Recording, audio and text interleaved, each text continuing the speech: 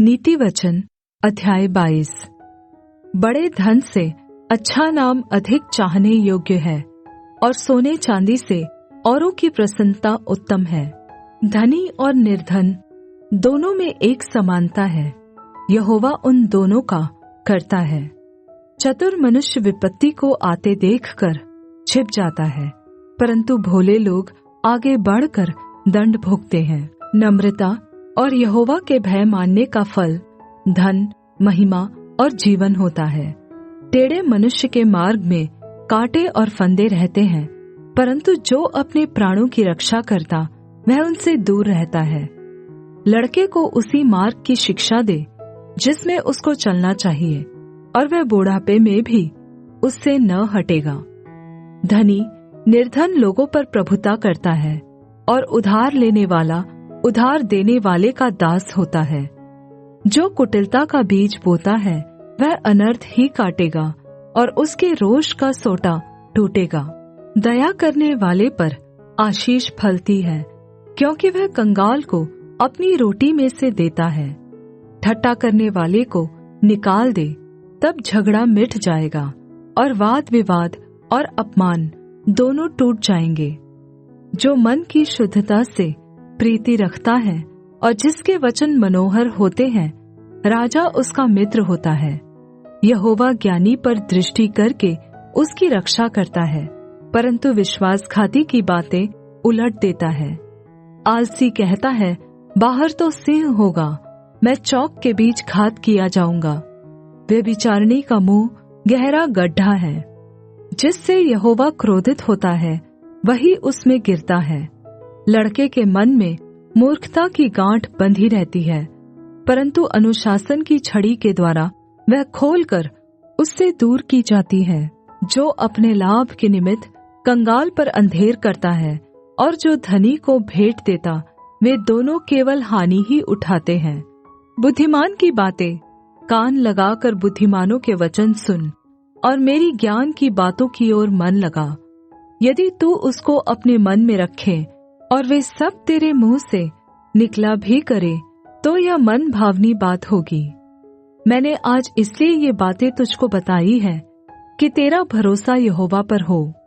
मैं बहुत दिनों से तेरे हित के उपदेश और ज्ञान की बातें लिखता आया हूँ, कि मैं तुझे सत्य वचनों का निश्चय करा दूं, जिससे जो तुझे काम में लगाए उनको सच्चा उत्तर दे सके।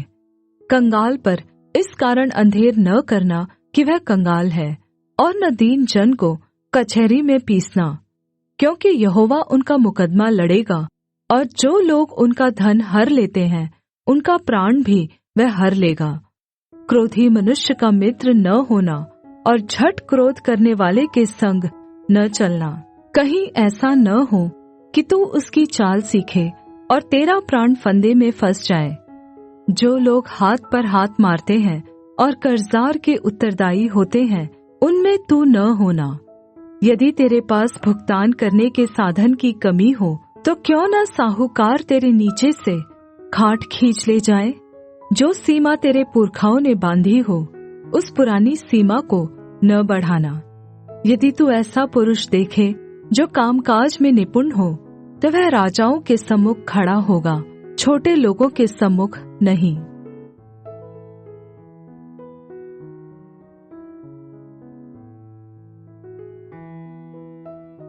नीति वचन अध्याय 23। जब तू किसी हाकिम के संग भोजन करने को बैठे, तब इस बात को मन लगाकर सोचना कि मेरे सामने कौन है, और यदि तू अधिक खाने वाला हो तो थोड़ा खाकर भूखा उठ जाना। उसकी स्वादिष्ट भोजन वस्तुओं की लालसा न करना, क्योंकि वह धोखे का भोजन है। धनी होने के लिए परिश्रम न करना, अपनी समझ का भरोसा छोड़ना। जब तू अपनी दृष्टि धन पर लगाएगा, वह चला जाएगा। वह उकाब पक्षी के समान पंख लगाकर निस्संदेह आकाश की ओर उड़ जाएगा। जो ढाह से देखता है उसकी रोटी न खाना, और न उसकी स्वादिष्ट भोजन वस्तुओं की लालसा करना, क्योंकि वह ऐसा व्यक्ति है जो भोजन के कीमत की गणना करता है। वह तुझसे कहता तो है, खा और पी, परंतु उसका मन तुझसे लगा नहीं है। जो कौर तूने खाया हो उसे उगलना पड़ेगा और तू अपनी मीठी बातों का फल खोएगा। मूर्ख के सामने न बोलना, नहीं तो वह तेरे बुद्धि के वचनों को तुच्छ जानेगा। पुरानी सीमाओं को न बढ़ाना और न अनाथों के खेत में घुसना, क्योंकि उनका छुड़ाने वाला सामर्थी है। उनका मुकदमा तेरे संग वही लड़ेगा। अपना हृदय शिक्षा की ओर और अपने कान ज्ञान की बातों की ओर लगाना। लड़के की ताड़ना न छोड़ना, क्योंकि यदि तू उसको छड़ी से मारे तो वह न मरेगा, तो उसको छड़ी से मारकर उसका प्राण अधोलोक से बचाएगा। हे मेरे पुत्र, यदि तू बुद्धिमान हो तो मेरा ही मन आनंदित होगा, और जब तू सीधी बातें बोले तब मेरा मन प्रसन्न होगा। तू पापियों के विषय मन में डाह न करना, दिन भर यहोवा का भय मानते रहना, क्योंकि अंत में फल होगा और तेरी आशा न टूटेगी। हे मेरे पुत्र, तू सुनकर बुद्धिमान हो और अपना मन सुमार्ग में सीधा चला। दाखमधु के पीने वालों में न होना, न मांस के अधिक खाने वालों की संगति करना, क्योंकि पियक्कड़ और पेटू दरिद्र हो जाएंगे और उनका क्रोध उन्हें चिथड़े पहनाएगी। अपने जन्माने वाले पिता की सुनना, और जब तेरी माता बुढ़िया हो जाए तब भी उसे तुच्छ न जानना। सच्चाई को मोल लेना, बेचना नहीं, और बुद्धि और शिक्षा और समझ को भी मोल लेना। धर्मी का पिता बहुत मगन होता है और बुद्धिमान का जन्माने वाला उसके कारण आनंदित होता है। तेरे कारण माता पिता आनंदित और तेरी जननी मगन होए। हे मेरे पुत्र, अपना मन मेरी ओर लगा और तेरी दृष्टि मेरे चाल चलन पर लगी रहे। वेश्या गहरा गड्ढा ठहरती है और पराई स्त्री सकेत कुएं के समान है। वह डाकू के समान घात लगाती है और बहुत से मनुष्यों को विश्वासघाती बना देती है।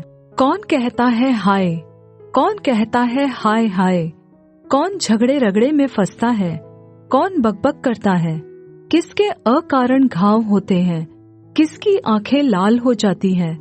उनकी जो दाखमधु देर तक पीते हैं और जो मसाला मिला हुआ दाखमधु ढूंढने को जाते हैं।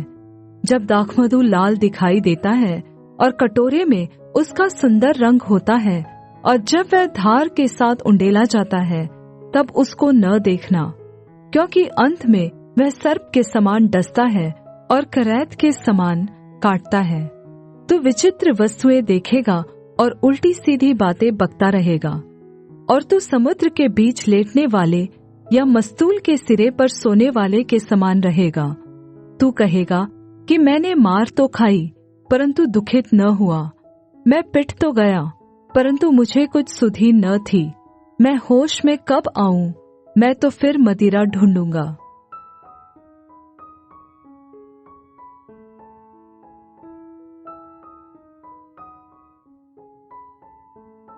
नीति वचन अध्याय 24।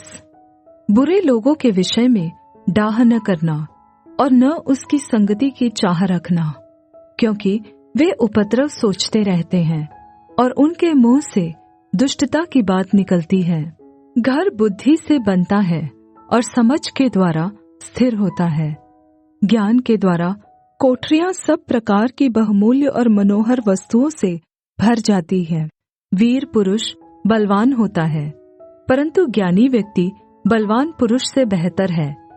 इसलिए जब तू युद्ध करे तब युक्ति के साथ करना। विजय बहुत से मंत्रियों के द्वारा प्राप्त होती है। बुद्धि इतने ऊंचे पर है कि मूर्ख उसे पा नहीं सकता। वह सभा में अपना मुंह खोल नहीं सकता। जो सोच विचार के बुराई करता है उसको लोग दुष्ट कहते हैं। मूर्खता का विचार भी पाप है और ठट्ठा करने वाले से मनुष्य घृणा करते हैं। यदि तू विपत्ति के समय साहस छोड़ दे तो तेरी शक्ति बहुत कम है। जो मार डाले जाने के लिए घसीटे जाते हैं उनको छुड़ा, और जो घात किए जाने को है उन्हें रोक। यदि तू कहे कि देख मैं इसको जानता न था, तो क्या मन का जांचने वाला इसे नहीं समझता? और क्या तेरे प्राणों का रक्षक इसे नहीं जानता? और क्या वह हर एक मनुष्य के काम का फल उसे न देगा? हे मेरे पुत्र, तू मधु खा, क्योंकि वह अच्छा है, और मधु का छत्ता भी, क्योंकि वह तेरे मुंह में मीठा लगेगा। इसी रीति बुद्धि भी तुझे वैसी ही मीठी लगेगी। यदि तू उसे पा जाए तो अंत में उसका फल भी मिलेगा और तेरी आशा न टूटेगी। तू दुष्ट के समान धर्मी के निवास को नष्ट करने के लिए घात में न बैठ, और उसके विश्राम स्थान को मत उजाड़।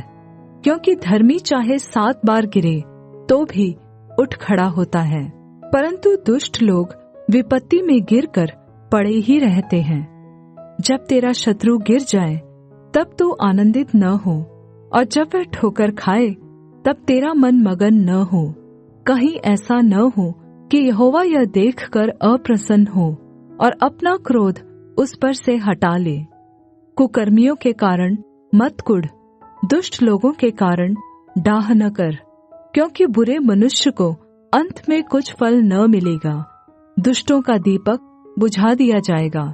हे मेरे पुत्र, यहोवा और राजा दोनों का भय मानना, और उनके विरुद्ध बलवा करने वालों के साथ न मिलना, क्योंकि उन पर विपत्ति अचानक आ पड़ेगी, और दोनों की ओर से आने वाली विपत्ति को कौन जानता है।